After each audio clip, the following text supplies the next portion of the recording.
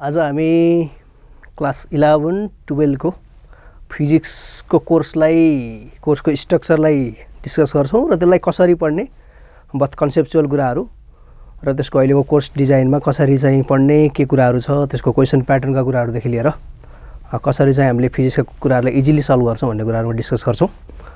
11 12 को फिजिक्स अहिले अलिकति नयाँ प्याटर्नमा आएको छ 2076 को सिलेबस पछाडी चाहिँ त्यही अनुसार हामीले सुरुमा चाहिँ सिलेबसका केही कन्टेन्टहरुलाई डिस्कस गर्छौं। त्यसपछि अरु फर्दर पढ्ने टेक्निकहरु कन्सेप्टहरु आइडियाहरु चाहिँ त्यसलाई डिस्कस गर्छौं। फिजिक्सलाई हाम्रो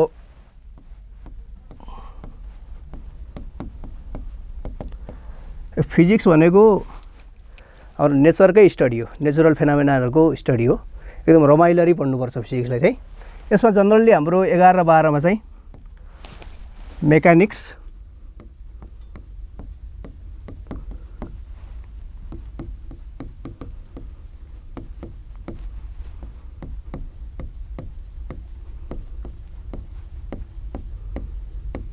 heat and thermodynamics, wave and optics,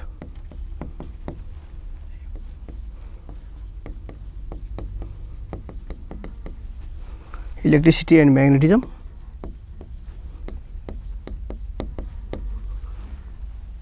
and modern physics.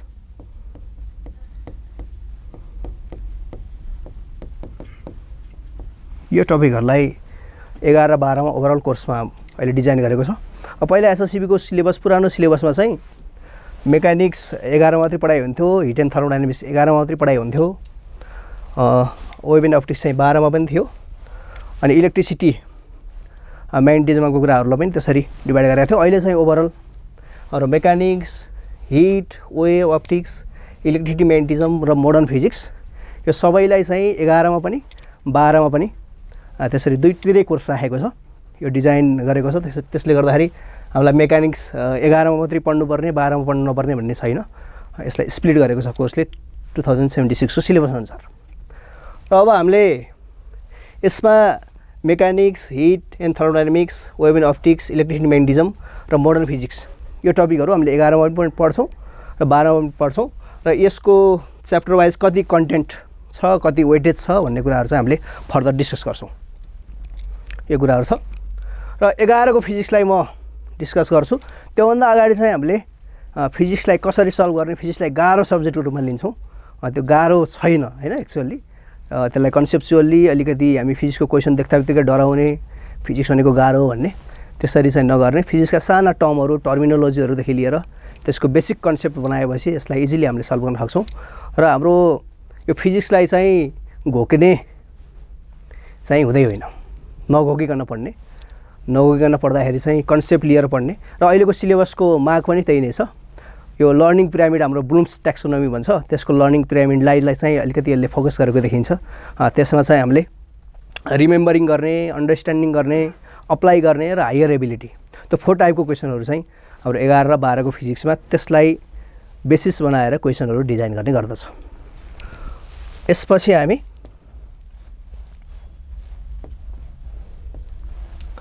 अब क्लास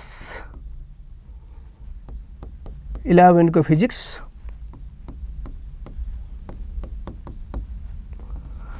क्लास 11 को फिजिक्स र ओभरअल क्लास 12 को फिजिक्स को बेसिक कन्सेप्ट र सिलेबसको बारेमा आज हामी जानकारी लिँदै छौं।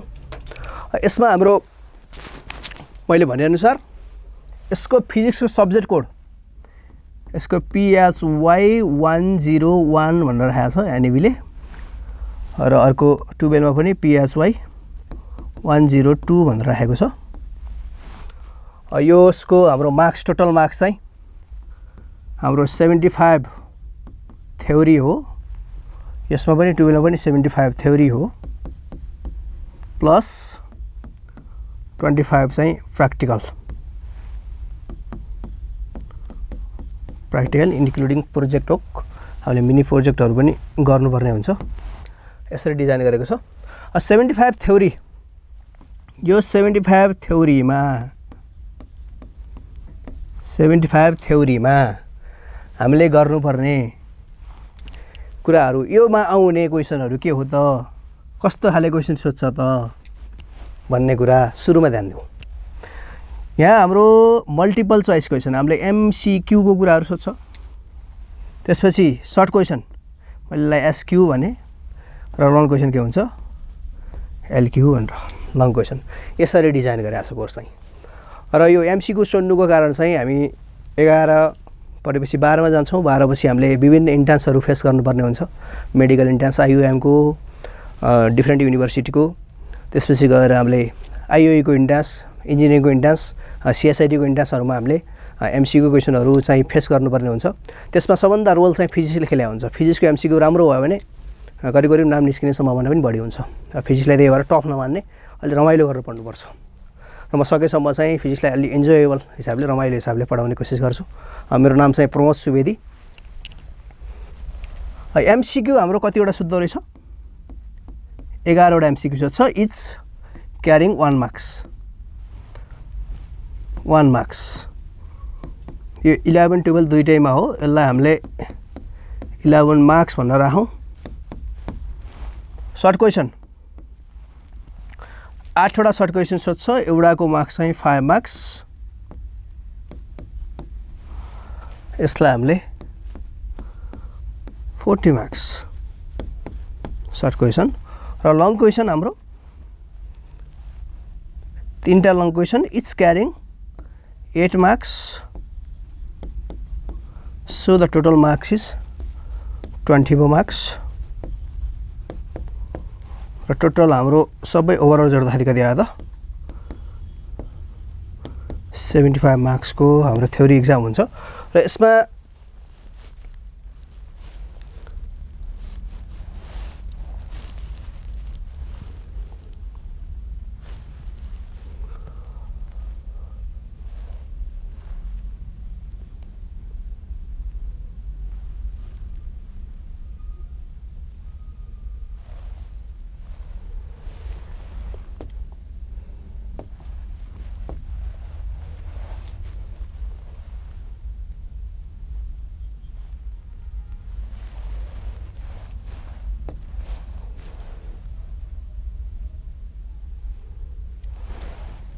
होला 75 मार्क्स छ। र यसमा 75 मार्क्समा हाम्रो मार्क्स डिस्ट्रिब्युसन कसरी गरेको छ भन्ने कुरा हुन्छ। र यो 75 मार्क्सको लागि हाम्रो टाइम चाहिँ जुन एनएबीले लिने बोर्ड एक्जाम छ टाइम चाहिँ हाम्रो 3 आवर्स नै हो। 3 आवर्स नै हो। र यो 3 आवर्स टाइम मध्ये कस्तो छ भन्दाखेरि MCQ र सर्ट क्वेसन अनि लङ क्वेसन छ नि यसलाई मार्क्स डिस्ट्रिब्युसन गरेको छ। हाम्रो जनरली अहिले के बानी छ +2 को धेरै साथीहरुको मैले फिजिकल क्लासहरु पनि लिँदाखेरि कस्तो छ भन्दाखेरि त्यो 11 वटा MCQ एउटाको A हान्ने एउटाको B हान्ने इनिमिनी मेङ्गो गर्ने रमाइलो गर्ने भनेको 1 को A 2 को B 3 को C त्यसरी हान्ने। त्यो 11 वटा MCQ लाई चाहिँ 2 मिनेटमै ABCD भन्दा हान्ने। अब झटारो हान्ने नि झटारो हान्दिएपछि अब कति मिल्यो कति मिलेन। अनि कस्तो हुन्छ MCQ मा के हुन्छ भन्दाखेरि तिम्रो सल्भ गरेर त्यसको एन्सर निकालेर हानेर आएको एन्सरको पनि नम्बर त्यही आउने हो। र यतिकै चाहिँ इनिमिनी म्याङ्गो गरेर हानेर आउँदा पनि मिल्यो भने त आउने नम्बर एउटै हो। तर कुनै कुराको कन्सेप्चुअल क्ल्यारिटी नभइकन त्यसलाई नबुझिकन अथवा त्यो क्वेसनलाई सल्भ नगरिकन हामीले यतिकै MCQ सल्भ गर्ने प्रयास गर्यौं भने पछि हामीले MCQ क्वेसनहरु फेस गर्नुपर्ने हुन्छ डिफरेन्ट इन्ट्रान्स एक्जामहरुमा। त्यसले चाहिँ असर गर्छ। त्यही भएर सकेसम्म MCQ लाई टाइम दिएर 11 मा 11 वटै मिलाउने हिसाबले हामीले सल्भ गर्नुपर्ने जरुरी छ। त्यो बानी चाहिँ बसाल्ने सिधै ABCD भनेर त्यसरी हालेर चाहिँ MCQ 11 नम्बरको MCQ लाई चाहिँ 2 मिनेटमै सिद्धाउने काम चाहिँ नगर्नु होला विद्यार्थी भाइ बहिनीहरु। अलिकति कन्सेप्चुअल क्ल्यारिटी अनि सल्भ गर्ने कुनै सल्भ गर्ने क्वेसन हुन्छ कुनै रिमेम्बरिङ यतिकै पनि मिल्ने रिमेम्बर गरेको आधारमा कुनै चाहिँ अलिकति अन्डरस्ट्यान्डिङको आधारमा मिल्ने हुन्छ। कुनै केसलाई एप्लाई गर्ने हैन एप्लाइङ खालको क्वेसन हुन्छ त्यसलाई त्यही अनुसार डिजाइन गर्ने त्यही अनुसार सल्भ गर्ने। त्यसपछि गएर लास्टमा चाहिँ हायर एबिलिटी क्वेसन हुन्छ त्यसलाई चाहिँ अलिकति कन्सेप्चुअल क्ल्यारिटी अथवा अलिकति बुझेर क्वेसन राम्रोसँग पढेर सल्भ गर्ने बानी बसाल्नुपर्छ है। यो कुरा भयो। र हामीले एमसीक्यू को कुरा मार्क डिस्ट्रिब्युसनको कुरा गऱ्यौँ। यो 11 र 12 मा ए नै हुन्छ मार्क डिस्ट्रिब्युसन। 11 वटा एमसीक्यू, 8 वटा चाहिँ सर्ट क्वेसन 5 मार्क्सको। त्यसपछि गएर हाम्रो लङ क्वेसन चाहिँ 3टा इच क्यारिङ 8 मार्क्स। र यो 8 मार्क्सको क्वेसन, सर्ट क्वेसन 5 मार्क्सको क्वेसन, त्यसमा चाहिँ एउटै क्वेसन 5 मार्क्सको आउने होइन, त्यसलाई स्प्लिट गरेर हुन्छ। जस्तै 5 मार्क्सकोमा 1 + 2 + 2 गरेर 5 हुन्छ। 8 मार्क्सकोमा 2 + 3 + 2 + 2 गरेर त्यसरी 8 मार्क्स पुऱ्याउन सक्छ। भन्नुको अर्थ एउटा क्वेसन तिमीहरूको 3 मार्क्सको भन्दा ठुलो क्वेसन आउँदैन योपालि चाहिँ। अहिलेको सिलेबस 2076 को सिलेबस अनुसार चाहिँ 3 मार्क्सको भन्दा ठुलो क्वेसन आउँदैन। 3 मार्क्सको क्वेसनलाई त्यही पनि कस्तो क्वेसन आउँछ, धेरै डेरिभेसन टाइपको, धेरै घोक्नुपर्ने टाइपको, धेरै ल्याङ्ग्वेज टाइपको क्वेसनहरू आउँदैन। त्यही भएर कन्सेप्ट नै बनाउने हो, कन्सेप्ट अनुसार सल्भ गर्ने हो। त्यसको फिगरेटिभ डिस्क्रिप्सन अथवा त्यसको ग्राफिकल एनालाइसिसदेखि लिएर अरू कुराहरूलाई ध्यान दिएर क्वेसन सल्भ गऱ्यो भने हामीले इजिली क्र्याक गर्न सक्छौँ। हामीले यो सिलेबस डिस्कसन गरिसकेपछि 11 को मेकानिक्सबाट केही कुराहरू सुरु गर्छौँ। अब यसमा यो 3 आवर्समा कसरी मार्क्स डिस्ट्रिब्युसन गरेको छ भन्दाखेरि यो 11 मार्क्स छ नि, यो 11 मार्क्स हामीले कति समयमा गर्छौँ अरे, 2-3 मिनटमै एबिसिडी हान्छौँ धेरै जसो स्टुडेन्टले है त। त्यस्तो गर्ने होइन। यो 11 मार्क्सको क्वेसनलाई नै कति मार्क्स दिए, कति टाइम दिएको छ त एनइबीले भन्दाखेरि यसलाई 25 मिनटमा सल्भ गर भन्छ। 11 मार्क्सको एमसीक्यू क्वेसनलाई त्यहाँको क्वेसन पढेर सही एन्सर पत्ता लगाएर अथवा सल्भ गरेर अथवा कन्सेप्चुअल हिसाबले अथवा आफ्नो अन्डरस्ट्यान्डिङको हिसाबले त्यसलाई 25 मिनटमा 11 वटा क्वेसन गर भनेको छ। भन्नुको अर्थ एउटा क्वेसनलाई 2 मिनटभन्दा बढी समय छ। र यो बाँकी सर्ट क्वेसन भनेको 40 मार्क्सको र लङ क्वेसन 24 मार्क्सको, यसको लागि चाहिँ हामीलाई कति दिएको छ?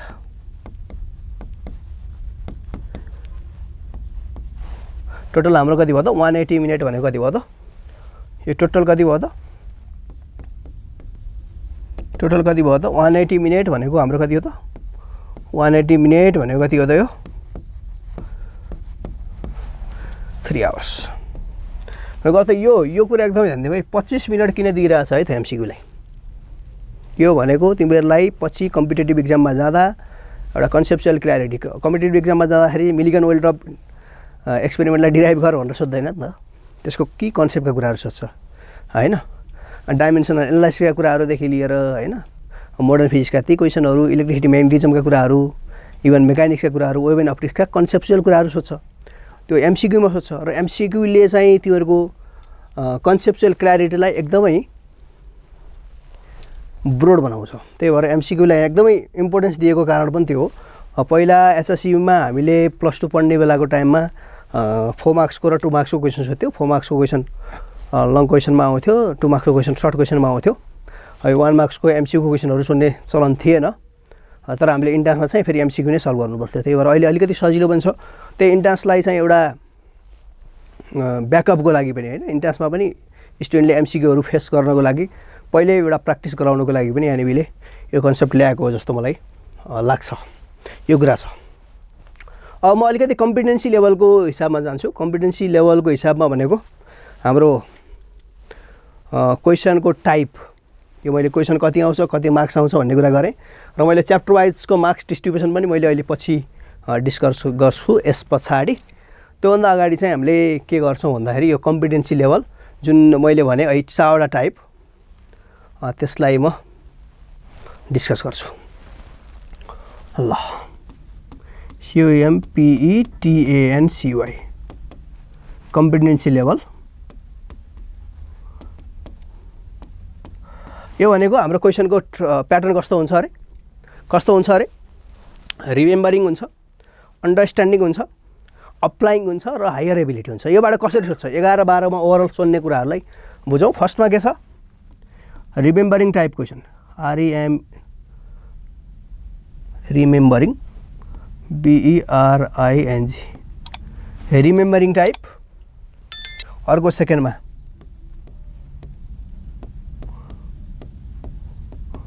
अन्डरस्ट्यान्डिङ टाइप, थर्डमा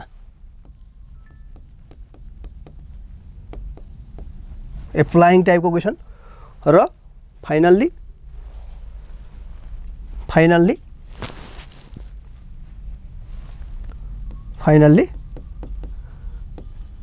हायर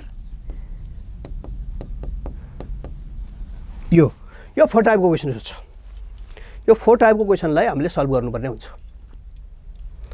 अब यो रिमेम्बरिङमा एमसीक्यू कति सोध्छ, अन्डरस्ट्यान्डिङमा MCQ short question long question कसरी सोध्छ, एप्लाइङमा कसरी सोध्छ, हायर एबिलिटीमा कसरी सोध्छ, यो ओभरअल 11-12 को लागि नै यही नै हो। ठिक छ। रिमेम्बरिङमा के सोध्दो रहेछ, हाम्रो 11 मा पनि त्यही हो, 12 मा पनि त्यही हो।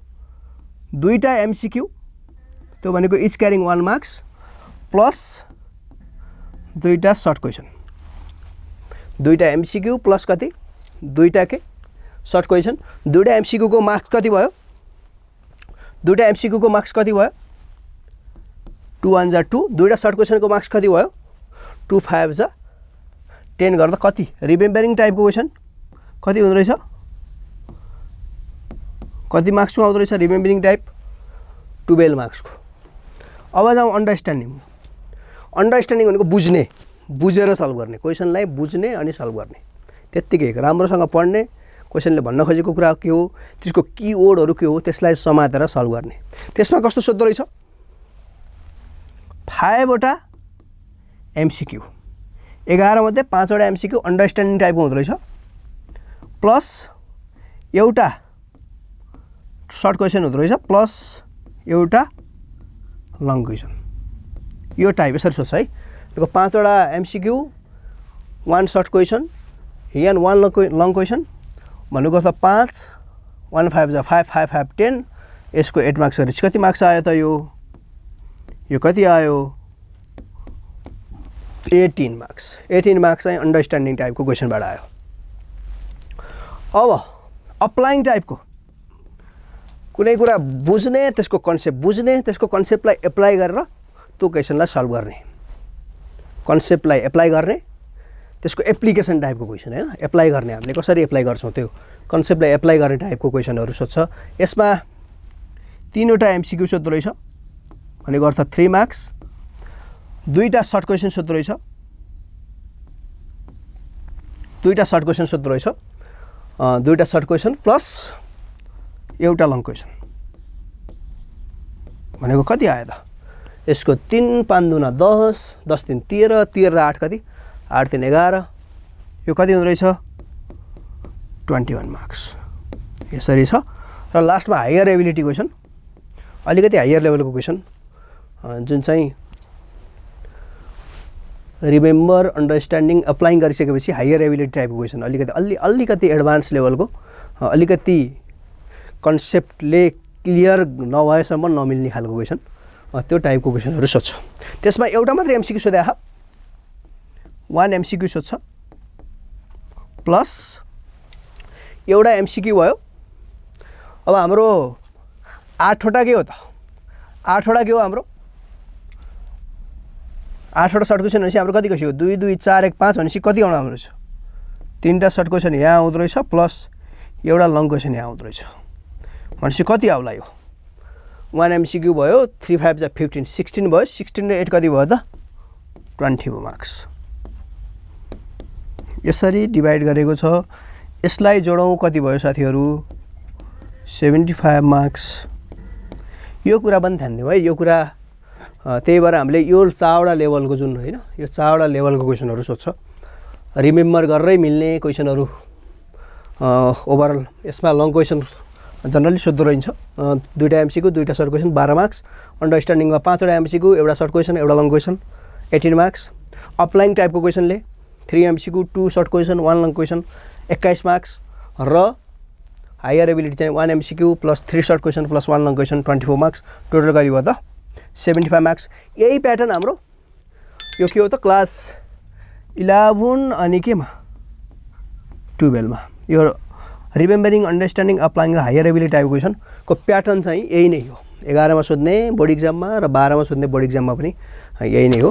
यही टाइपको क्वेसनहरू तिमीहरूले कलेजहरुको प्री बोर्ड एक्जाममा पनि यस्तै प्याटर्नको क्वेशनहरु प्र्याक्टिस गर्छौं यो कुराहरु छ यसमा ध्यान दिनुपर्ने कुराहरु छ अब हामी मैले अघि लेखेको थिएँ सुरुमा म अलिकति हाम्रो फिजिक्सको पार्टहरु छ नि जुन 11 12 को हैन मेकानिक्स भन्ने अनि त्यसपछि गएर हिट एन्ड थर्मोडायनामिक्स भन्ने त्यसपछि गएर वेभ एन्ड अप्टिक्सको कुरा इलेक्ट्रिसिटी म्याग्नेटिजमको कुरा र मोडर्न फिजिक्सको कुरा यो सबै कुराहरु एकआपसमा इन्टरकनेक्टेड छ र फिजिक्स भेग छ यसको एरियाहरु धेरै छ र हामीले प्लस 2 लेभलमा जनरली हाम्रो नेपालको कोर्समा यिनै mechanics heat and thermodynamics wave and optics electricity magnetism र लास्टली मोडर्न फिजिक्सलाई पढ्छौं 11 12 मा र यो कोर्सबाट 11 मा कति मार्क्स 12 मा कति मार्क्स तिमीहरुको यो थ्योरी एक्जाममा कति सोच्छ त्यसलाई डिस्कस गर्छौं त्यसपछि हामी 11 को फिजिक्सको मेकानिक्स तिरबाट अलिकति थोरै इन्ट्रोड्युस गर्छौं अलि रमाइलो पढ्छौं है त मैले यसलाई मेटाए अब हामी जान्छौं म लेख्छु है त यहाँ ग्रेड एक्सआई लेख्छु कन्टेन्ट्समा जान्छु यता ग्रेड XII लेख्छु यसको पनि कन्टेन्टमा जान्छु र यहाँबाट कति कति मार्क्स सोध्छ भनेर पनि लेखिदिन्छु अब यसमा मेकानिक्स भनेर आउँछ जसमा मोसनका कुराहरु गर्छौं हामीले 12 मा पनि मेकानिक्स छ मैले लेखिन यही लाइनमै लेख्छु अर्को के छ हिट एन्ड थर्मोडायनामिक्स सेकेन्ड मा हाम्रो पढ्नु पर्ने के छ हिट एन्ड थर्मोडायनामिक्स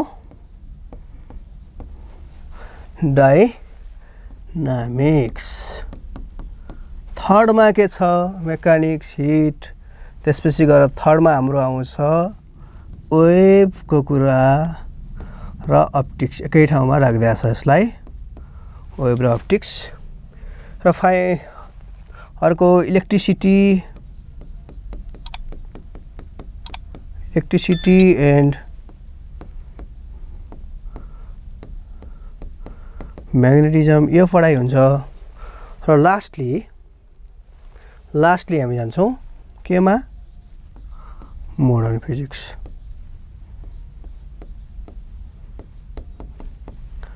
र हामीले अबको हाम्रो क्लासहरुमा mechanics heat wave electricity magnetism modern physics यसलाई सिरियल्ली कन्सेप्चुअली पढ्छौं धेरै लामो डेरिभेसन हामी गर्दैनौं त्यसको कन्सेप्चुअल क्ल्यारिटी त्यसको बेसिक फिजिक्स त्यसका टर्मिनोलोजीहरुको मिनिङ त्यो कुराहरु बुझ्दा बित्तिकै हामीले फिजिक्सलाई इजियर वेमा लर्न गर्न सक्छौं भन्ने विश्वास ल्याछु है मैले अब मेकानिक्स ग्रेड एक्सआई मा मेकानिक्सले कति मार्क्स क्यारी गर्छ यो मार्क्स लेख्छु है त म यता पनि मार्क्स लेख्छु है त ल यो मेकानिक्स चाहिँ एकदमै धेरै पोर्सन छ 11 मा यसले धेरै नै मार्क्स क्यारी गर्छ यसले योबाट हाम्रो 11 मा कति आउँदो रहेछ 26 मार्क्स चाहिँ मेकानिक्सबाट आउँछ यसमा हामीले पढ्नुपर्ने unit and dimension physical quantity देखि लिएर भेक्टर देखि लिएर सर्कुलर मोसन देखि लिएर ग्राभिटेसन देखि लिएर त्यसपछि गएर ती कुराहरु तिनै टपिकहरु छन् त्यो टपिकहरु हामीले 11 मा मेकानिक्समा पढ्छौं हिट एन्ड थर्मोडायनामिक्स योबाट हाम्रो 11 मा 15 मार्क्स यसबाट छ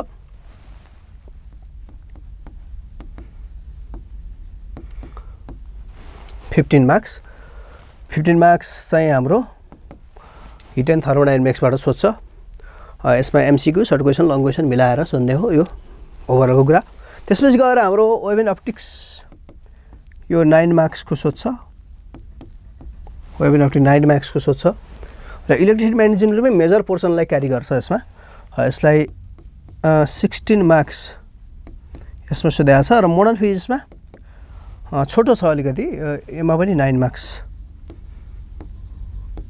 मेबी एड गर्दाखेरि 75 मार्क्स पुग्छ होला 26 र 15 41 950 66 र 9 9 छ 15 कति भयो साथीहरु 75 मार्क्स यो 11 को भयो। यिनै टपिक फेरि 12 मा पनि आउँछ। मेकानिक्समा अलि पोर्सन 11 मा धेरै छ भने 12 मा हामीले मेबी 3टा च्याप्टर मात्रै पढ्छौँ मेकानिक्समा। रोटेसनल डाइनामिक्सका कुराहरू, एसएसएमका कुराहरू, त्यसपछि गएर यो कुराहरू हामीले 12 मा पढ्छौँ। हिट एन्ड थर्मोडाइनामिक्समा पनि थर्मोडाइनामिक्सको पार्ट चाहिँ 12 मा पढाइ हुन्छ। वेभ एन्ड अप्टिक्स ओभरअल नै हामीले हेर्छौँ। वेभको कुरा बढी 12 मा हेर्छौँ हामीले। वेभ चाहिँ हामीले 12 मा हेर्छौँ। 11 मा अप्टिक्सको कुराहरू मात्रै हेर्छौँ। इलेक्ट्रिसिटी म्याग्नेटिजम यो ओभरअल 12 मा पनि छ, 11 मा पनि छ। यो कुराहरू भयो। इलेक्ट्रिसिटीको पार्ट चाहिँ हामीले किर्चफ लहरूका कुराहरू त्यो चाहिँ हामीले 12 मा पढ्छौँ। केही पार्ट 11 मा, केही पार्ट 12 मा, यसरी मिक्स छ। र मोडर्न फिजिक्सको मेजर पोर्सन चाहिँ हामीले 12 मा पढ्छौँ। बेसिक मोडर्न फिजिक्सका कुराहरू हामीले 11 मा पढ्छौँ भने अलिकति भनेपछि मेकानिक्स ठ्याक्कै यताको हाफ मार्क्स, यता 26 थियो भने यता कति हुन्छ? 12 मा मेकानिक्स कति मार्क्स आउँछ साथीहरू? 13 मार्क्स। हिट एन्ड थर्मोडाइनामिक्स यो जम्मा 7 मार्क्स, एकदमै सानो मार्क्स यो पोर्सनबाट छुट्याएको छ। वेभ एन्ड अप्टिक्स उता 9 मार्क्स थियो, यता चाहिँ हाम्रो 15 मार्क्स। यता चाहिँ आउँछ 15 मार्क्स।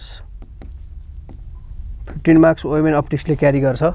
इलेक्ट्रिसिटी म्याग्नेटिजम 16 मार्क्स भनेको छौँ यहाँ। यहाँ चाहिँ एकदमै राम्रो मार्क्स योबाट आउँछ 21 मार्क्स। र फाइनल्ली मोडर्न फिजिक्स पनि कम्ती छैन, यसले कति मार्क्स क्यारी गर्छ? यो गर्दाखेरि मेबी यहाँ पनि 20 र 15 35 र 21 52 र 9 सरी यो पनि 75 मार्क्स भनेको पर्सनल वाइज मार्क्सको डिस्ट्रिब्युसन पनि हामीले गऱ्यौँ। यही कुराहरू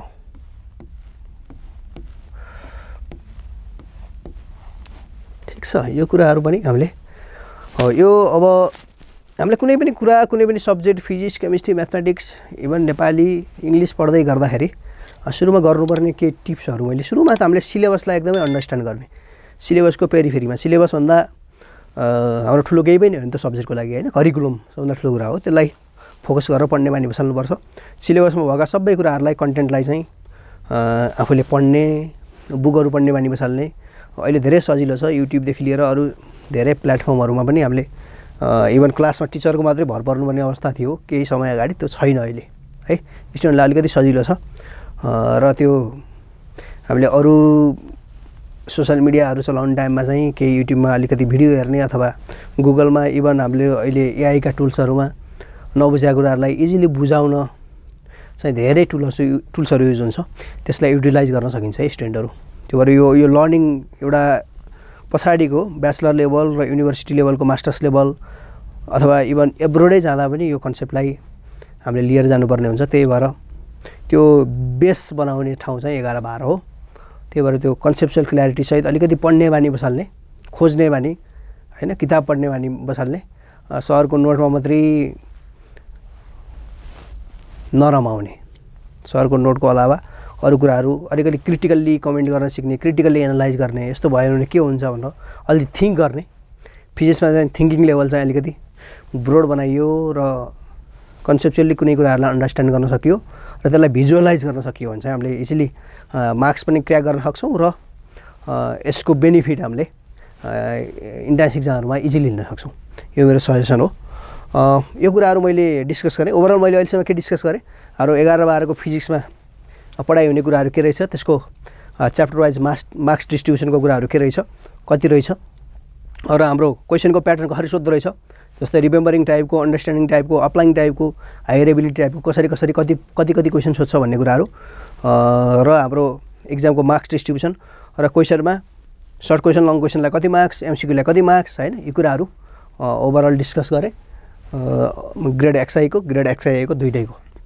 र हामीले अबको क्लासहरूमा चाहिँ के गर्छौँ भन्दाखेरि 11 को 12 को जुन छ नि होइन, यसलाई ओभरअल लिएर जान्छौँ। धेरै लामो डेरिभेसन गर्दैनौँ। सर हामीले कन्सेप्चुअल क्ल्यारिटी है नोटहरू भन्दा पनि हामी कन्सेप्टमा फोकस भएर त्यसले तिमीहरूको इन्ट्रान्सलाई पनि हेल्प होस् र एनइबीको तिमीहरूको यो थ्योरेटिकल इक्जामलाई पनि हेल्प होस्, त्यो अप्रोचमा हामी जान्छौँ। अलि रमाइलो गर्दै पढ्छौँ है त साथीहरू। यसलाई मैले मेटाएँ। अब यसपछि अब हामीले फिजिक्स पढ्दाखेरि कसरी पढ्ने, फिजिक्स पढ्दाखेरि कसरी पढ्ने, यो सबैले गाह्रो मानेको सब्जेक्ट, सबैले गाह्रो मानेको सब्जेक्ट हो। त्यस्तो गाह्रो छैन, बुझेर पढ्ने बानी बसाल्ने। र मैले डे 1 बाटै भने आज फिजिक्सलाई नघोक्ने, सकेसम्म बुझ्न खोज्ने, सकेसम्म बुझ्न खोज्ने। बुझ्नको लागि के प्लेटफर्महरू युज गर्नुपर्छ हैन, टिचरको लेक्चरका अलावा युट्युबका कुराहरूदेखि लिएर एआई टुल्सका कुराहरूदेखि लिएर गुगलका कुराहरूदेखि लिएर के कुराहरू अभाइलेबल छ। अहिले हाम्रो मोबाइलमै सबै चिज छ। त्यो केही 10 वर्ष अगाडि त्यही अवस्था थिएन हैन। त्यो भएर अहिलेको स्टुडेन्टलाई त्यो सजिलो पनि छ। त्यसलाई चाहिँ प्रोपरली युटिलाइज गर्नलाई मैले अनुरोध गरेँ। फिजिक्समा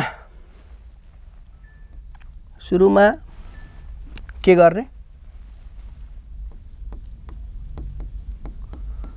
conceptual clarity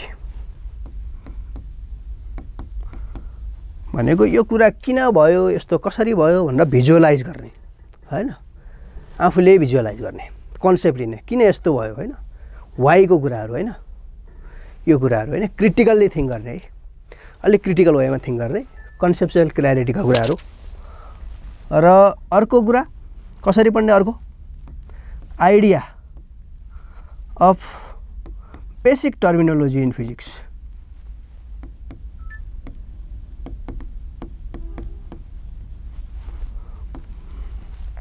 used in physics. फिजिक्समा अहिले के भन्छ है, आइरहेको हुन्छ नि, के भन्छ, भेलोसिटी भन्छ, एक्सिलेसन भन्छ, कन्जर्भ क्वान्टिटी भन्छ, इक्विलिब्रियम भन्छ हैन। यी कुराहरू के हुन् त? कन्जर्भ भनेको के हो, कन्स्ट्यान्ट भनेको के हो, कन्जर्भ हुनु भनेको के हो, कन्स्ट्यान्ट हुनु भनेको के हो, इक्विलिब्रियम भनेको के हो हैन, स्टेबल इक्विलिब्रियम भन्छ, अनस्टेबल इक्विलिब्रियम भन्छ, यो कुराहरू हैन हैन, क्वान्टाइज हुन्छ भन्छ, यस्ता टर्महरू छन् नि। हो त्यो टर्महरूको के हो मिनिङ हैन, त्यसलाई चाहिँ हामीले बुझ्न जरुरी छ। त्यो कुराहरू बुझिसकेपछि अनि अरू टर्महरू आउँछन् जुन तिमीहरूको च्याप्टर वाइज विभिन्न टर्महरू आउँछ, त्यसको मिनिङलाई बुझ्ने बानी बसाल्ने, त्यही नै हो। त्यो भनेको आइडिया अथवा meaning of basic terminology use in physics. र पढ्ने बेलामा, र फिजिक्स पढ्ने बेलामा के गर्ने, फिजिक्स पढ्ने बेलामा धेरैको बानी के हुन्छ, सरले लेखाइदिएको note, let us consider a body of mass m is moving with velocity v collides with another body having mass m2, यसरी घोक्छ, स्टुडेन्टले घोक्छ। त्यसलाई फिगरेटिभ वेमा अथवा आफूलाई इमेज बनाउने के, त्यो कुराहरूको भिजुअलाइज गरेर आफू दिमागमा के भन्ने, इमेज क्रिएट गर्ने। इमेज क्रिएट गरेपछि त्यो अनुसार आफैले लेख्ने। फिजिक्समा त्यस्तो राम्रो इङ्ग्लिस पनि चाहिँदैन लेख्नको लागि है, त्यही जेनरल कुराहरूलाई इङ्ग्लिसमा धेरै टेन्स पनि मिल्न पर्दैन फिजिक्स लेख्नको लागि हैन। त्यो कुराहरूलाई हाउ टु एक्सप्रेस हैन, तिमीले कति बुझिया छौ, कसरी बुझिया छौ, तर त्यो बुझाइ चाहिँ के हुनु पर्यो, क्लियर हुनु पर्यो। त्यो क्लियर बुझाइलाई आफूले उतार्ने हो। त्यही भएर लेट अस कन्सिडरदेखि घोक्नुपर्ने जरुरी पनि मैले देख्थिनँ। त्यही भएर त्यसको लागि के हुनु पर्यो, एउटा कन्सेप्चुअल क्ल्यारिटी हुनु पर्यो, अर्को के हुनु पर्यो, idea of basic terminology use in physics. सानो टर्महरूलाई हामीले बुझ्ने प्रयास गर्नु पर्यो, मैले अघि भने जस्तै टर्महरू।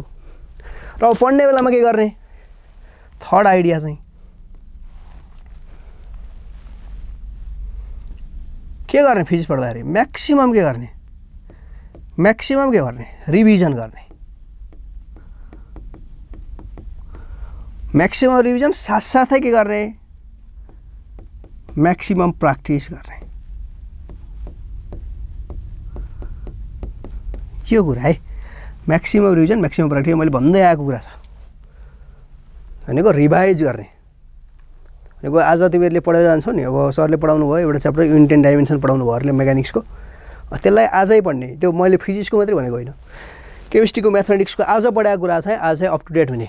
त्यसले गर्दा पछि तिमीहरूको बोर्ड इक्जाम फर्ममा जाँदाखेरि त्यो इक्जामको प्रेसर हुँदैन।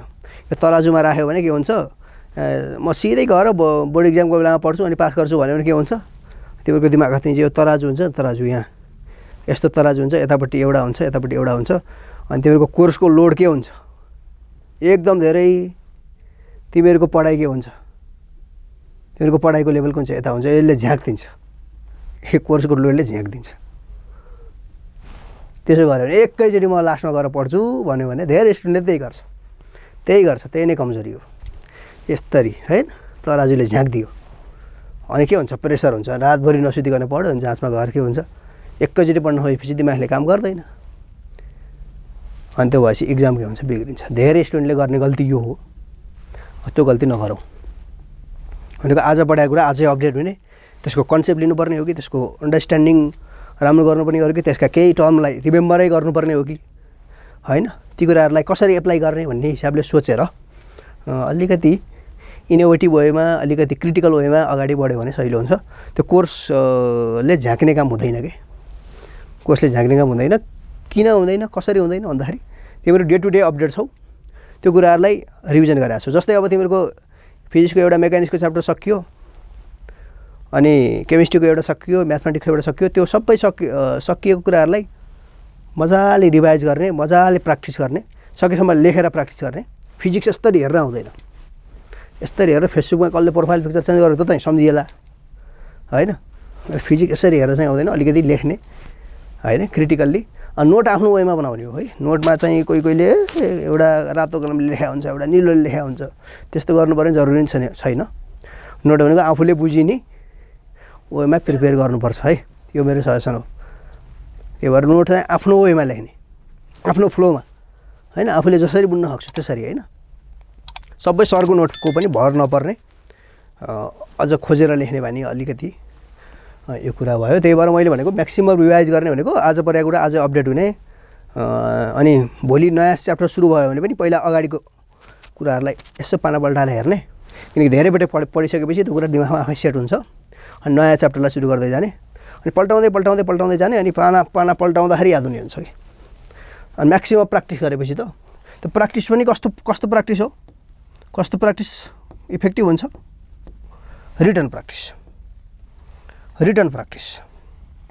रिटन त्यहाँको रफ कपीमा होइन धेरैपटक लेख्ने धेरैपटक प्र्याक्टिस गर्ने धेरैपटक सोच्ने होइन धेरैपटक एनालाइसिस गरेर कुनै क्वेसनलाई सल्भ गऱ्यो भने हो र अब अर्को समस्या के छ भन्दाखेरि फिजिक्समा क्वेसनहरू देख्दा बित्तिकै आत्तिने डराउने होइन ओहो यो त मलाई आउँदैन भन्ने अनि क्वेसनै नपढिकन स्किप गरिदिने पनि बानी छ धेरै स्टुडेन्टहरूको त्यो पनि राम्रो होइन त्यो भनेको हामीले के गरेको के गल्ती गरेको भन्दाखेरि क्वेसन राम्ररी नपढ्ने त्यसपछि यो त आउँदैन के अरे भनेर छोडिदिने धेरै स्टुडेन्टले गरेको गल्ती त्यो देखिन्छ त्यो नगर्ने क्वेसनलाई राम्ररी अन्डरस्ट्यान्ड गर्ने त्यसमा केही किवर्डहरू हुन्छन् क्वेसनमा केही किवर्डहरू हुन्छन्